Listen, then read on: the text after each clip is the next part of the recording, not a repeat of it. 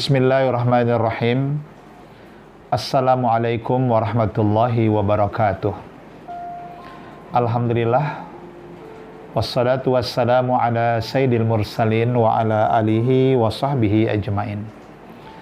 Bapak Ibu, sahabat dan saudaraku yang dimuliakan Allah Subhanahu wa ta'ala. Ada dua hal yang tidak boleh terpisahkan dalam kehidupan ini, yaitu hablum minallah dan hablum minan nas. Hablum minallah itu bagaimana kita mampu membangun konektivitas kita dengan Allah Subhanahu wa taala. Hubungan kita yang baik, hubungan kita yang harmonis dengan Allah Subhanahu wa taala melalui seluruh ibadah yang kita lakukan. Tetapi selain daripada itu, kita perlu juga melakukan hablum minan nas, hubungan di antara sesama manusia. Hubungan yang baik, hubungan yang harmonis, yang humanis dengan sesama manusia. Allah Subhanahu wa taala ingatkan kita dalam surah Ali Imran ayat 112, "Duribat 'alaihimuz zillatu aynama thuqifu illa bihablim minallah wa hablim minan nas." Betapa manusia itu akan ditimpa berbagai kehinaan, kehidupan yang tidak bahagia, bahkan mereka merasa hidupnya tidak membawa kepada ketenangan dan kebaikan, kecuali manusia itu memiliki hubungan yang baik kepada Allah Subhanahu wa taala dan juga memiliki hubungan yang baik dengan sesama manusia. Kalau pada bulan suci Ramadan yang lalu kita lebih banyak melakukan hablum minallah, serangkaian ibadah kita untuk lebih mendekatkan diri kepada Allah Subhanahu wa taala, maka setelah Ramadan itu berlalu, apalagi di bulan Syawal, kita juga harus mampu melakukan prioritas hablum minan nas. Kita berusaha memperbaiki hubungan kita dengan sesama. Mungkin ada selama ini hubungan yang sudah terputus, maka kita perlu menyambung kembali. Mungkin ada hubungan yang sudah rusak, kita perlu memperbaiki kembali. Ada hubungan yang sudah sangat jauh, maka kita berusaha bagaimana yang jauh itu kita bisa mendekatkan kembali. Yang sudah bercerai-berai, kita berusaha bagaimana bisa bersatu kembali. Bahkan kita juga harus mendamaikan orang-orang yang sedang berselisih. Ada satu hadis Nabi Shallallahu Alaihi Wasallam yang diriwayatkan dalam kitab Sahih Muslim. Ada dialog singkat antara Nabi dan sahabat yang menarik. Ketika Nabi SAW pernah bertanya, "Atadruna mal muflis?" Tahukah kalian para sahabatku apakah itu orang yang muflis? Orang yang bangkrut atau bankrupt, orang yang failit, orang yang tumpur. Maka para sahabat ada yang menjawab, qalu al-muflisu fina mala dirhama lahu wala mata'. Ya, orang yang bangkrut itu orang yang nggak punya uang, nggak ada dirham, dinar, udah nggak ada modal. Bisa jadi mungkin hutangnya lebih besar daripada modalnya. Itulah kata sahabat. Nabi Shallallahu Alaihi Wasallam tidak mengomentari itu, tetapi Nabi memberikan satu jawaban. Al-muflisu min ummati may ya'ti yaumal qiyamati bi salatin wa siyamin wa zakatin wa ya'ti qad syatama hada wa qadhafa hada wa akala mala hada wa daraba hada.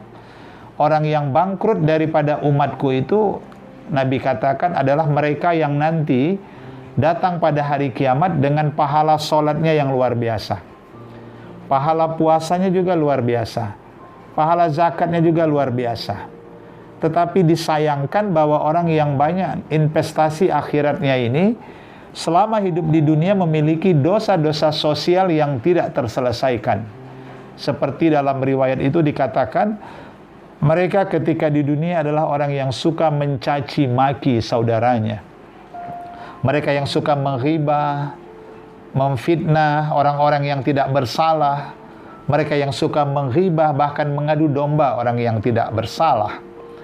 Bahkan mereka di dunia orang yang suka mengambil hak orang lain secara batil demi keuntungan mereka. Mereka bahkan rela melakukan pertumpahan darah, membunuh orang yang tidak berdosa. Dan ternyata banyak hal-hal yang mereka lakukan yang semua itu merugikan orang lain. Dosa-dosa sosial mereka yang begitu banyak. Apa yang terjadi? Ternyata sekalipun manusia itu mungkin bisa terbebas di dunia ini dari dosa-dosa sosialnya, tapi jangan kita lupa bahwa Allah Subhanahu wa taala Maha tahu, bahkan Allah akan memberikan ganjaran apa yang kita lakukan selama hidup di dunia ini. Yang baik-baik kita lakukan kembali kepada kita. Yang tak baik kita lakukan juga akan Allah kembalikan kepada kita.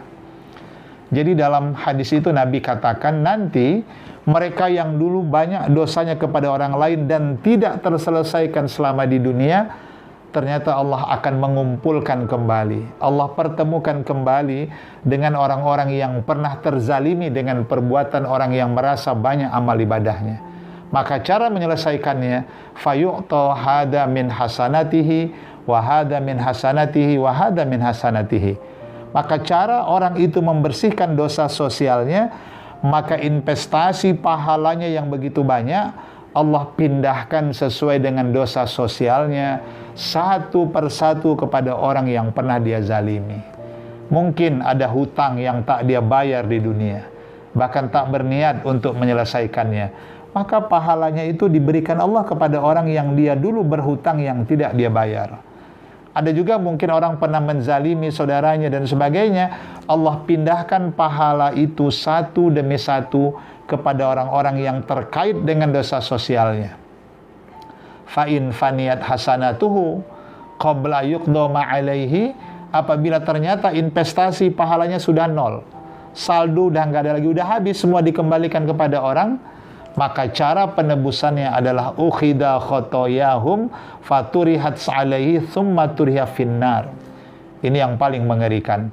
Malah akhirnya dosa orang yang dia zalimi itu dipindahkan kepadanya karena dia nggak bisa menebus lagi kesalahannya. Dan akhirnya orang yang tadi merasa banyak kesolehannya kepada Allah itu harus mendekam dulu di neraka sesuai dengan dosa sosial yang belum terselesaikan. Jadi dari hadis ini merupakan satu renungan bagi kita. Ternyata dalam hidup ini belum cukup kalau kita hanya membangun hablum minallah, tetapi kita tidak memperbaiki hablum minan nas di antara kita. Marilah di bulan Syawal yang mulia ini, kita bentangkan perdamaian, kita ulurkan kedua tangan untuk meminta maaf dan memberi maaf kepada saudara-saudara kita.